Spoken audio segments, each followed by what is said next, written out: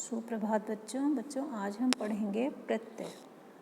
वे शब्द अथवा शब्दांश जो किसी शब्द से या धातु के पीछे लगकर उसके अर्थ को बदल देते हैं तथा नए शब्दों का निर्माण करते हैं, उन्हें प्रत्यय कहते हैं।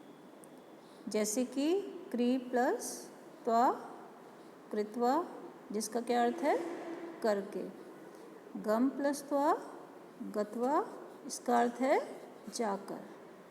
अब प्रत्यय जो है वो 3 प्रकार के होते हैं, कृत प्रत्यय, तद्धित प्रत्यय और स्त्री प्रत्यय। हमारे सिलेबस में क्या है कृत प्रत्यय, तो हम देखेंगे इसकी कृत प्रत्यय की सबसे पहले परिभाषा। जो प्रत्यय धातुओं के पीछे जुड़कर उन्हें संज्ञा विशेषण और क्रिया विशेषण बनाते हैं, उन्हें कृत प्रत्यय कहते हैं। और कृत प्रत्यय से बनने वाले जो शब्द हैं उन्हें कृदंत कहा जाता है। 2 उदाहरण लिखे हैं नीचे, श्रु प्लस त्वा श्रुत्वा और लिख प्लस तुमन लेखितुम। अब बच्चों कृत प्रत्यय 5 प्रकार के होते हैं। पहला वर्तमान काल में प्रयुक्त होने वाले प्रत्यय, दूसरा भूतकाल में प्रयुक्त होने वाले प्रत्यय, तीसरा पूर्वकालिक कृत प्रत्यय, फिर तुमुन प्रत्यय और कृत्य प्रत्यय, तव्यत और अन्य। अब हमारे जो 7th क्लास का जो आपका सिलेबस है बच्चों, उसमें पूर्वकालिक प्रत्यय जो है वो आ रहे हैं, तो मैं आपको उन्हीं प्रत्यय के बारे में इस वीडियो में समझाऊंगी।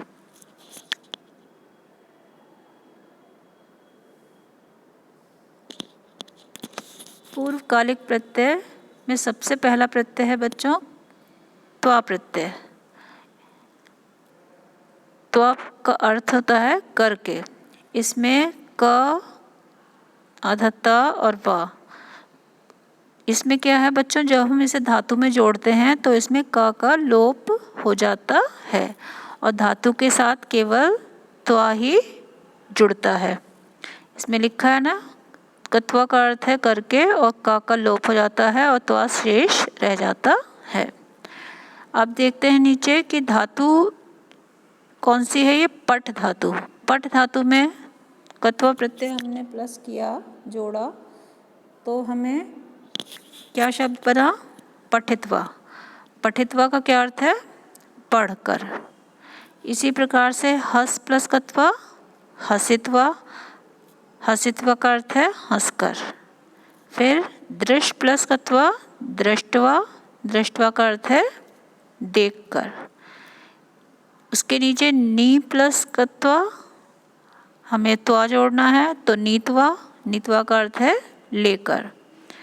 गम प्लस कत्वा गत्वा और गत्वा का अर्थ है जाकर। इसी प्रकार से कई सारे जो शब्द हैं, धातु हैं, उनके साथ में हम त्वा प्रत्यय को जोड़ते हैं, तो हमें जोड़ करके क्या शब्द बनता है वह हमें आपको इसमें दिखा रहे हैं। जैसे क्री प्लस कत्वा कृत्वा, कृत्वा का अर्थ है करके। श्रु प्लस कत्वा श्रुत्वा, सुनकर। फिर भी प्लस त्वा भीत्वा, डर कर। ज्ञा प्लस कत्वा ज्ञातवा, ज्ञातवा का अर्थ है जानकर। फिर है भू प्लस त्वा भूतवा, भूतवा का अर्थ है होकर। फिर नम प्लस त्वा नत्वा, नत्वा का अर्थ है झुककर। इसी क्रम में बच्चों आगे ल्यप प्रत्यय।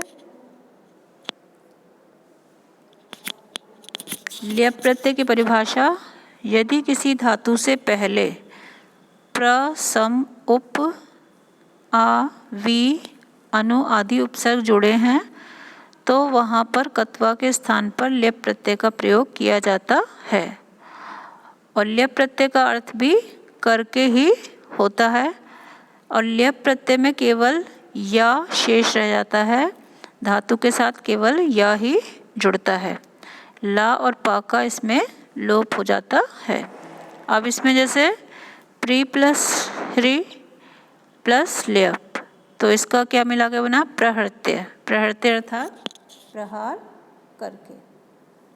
इसके बाद में सम ह्री फिर ल्यप, इसका बना समहृत्य संहृत्य माने संहार करके।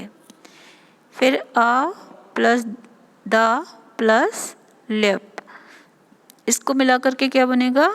आदाय। आ उपसर्ग हो गया, दा धातु हो गई और ल्यप इसमें प्रत्यय। तो आ और दा तो प्लस हो गए और ल्यप में से केवल या जुड़ेगा, ला और पा जो है वो नहीं जुड़ेगा। तो आदाय बना, आदाय का अर्थ है लेकर। इसके बाद में परि प्लस त्यज प्लस ल्यप, तो इसे मिलाकर के क्या बना? परित्यज्य। इसके बाद में बच्चों वी प्लस ज्ञा प्लस ल्यप, इसे जोड़ के बनेगा विज्ञाय। विज्ञाय माने जानकर। इसके पश्चात वी प्लस भज प्लस ल्यप, विभज्य। विभज्य का अर्थ है बांटकर। फिर उप प्लस गम प्लस ल्यप, उपगम्य। उपगम्य माने पास जाकर। इसके अतिरिक्त बच्चों एक प्रत्यय और है आपके सिलेबस में, वो है तुमुन प्रत्यय। अब तुमुन प्रत्यय का क्या अर्थ है? तुमुन प्रत्यय का अर्थ होता है के लिए। तुमुन में से, तुमुन प्रत्यय में धातु के साथ केवल तुम जुड़ता है और उन का लोप हो जाता है, और उन जो है वो नहीं जुड़ता है, उसका लोप हो जाता है। जैसे हस प्लस तुमुन बराबर हसी तुम, हंसने के लिए। पठ प्लस तुमुन पठितुम, पढ़ने के लिए। रक्ष प्लस तुमुन रक्षितुम, रक्षा करने के लिए। भक्ष प्लस तुमुन भक्षितुम, खाने के लिए। फिर है कथ प्लस तुमुन कथ्यतुम, कहने के लिए। दृश प्लस तुमुन दृष्टुम, इसमें रूप परिवर्तित हुआ है, दृष्टुम का अर्थ है देखने के लिए। फिर पा प्लस तुमुन पातुम, पीने के लिए। दा प्लस तुमुन दातुम, देने के लिए। फिर ज्ञातुम, जानने के लिए। गम प्लस तुमुन गंतुम, जाने के लिए। श्रु प्लस तुमुन श्रोतुम, सुनने के लिए। फिर क्री प्लस तुमुन कर्तुम, करने के लिए। और हन प्लस तुमुन हंतुम, मारने के लिए। इस प्रकार से बच्चों ये चार जो भेद हैं, यही आपकी परीक्षा में आने वाले हैं। तो आपको इन सभी की परिभाषा और इनके उदाहरण को अच्छी प्रकार से याद कर लेना चाहिए और समझ लेना चाहिए कि ये धातु के साथ किस प्रकार से जुड़ करके नए शब्द की रचना करते हैं।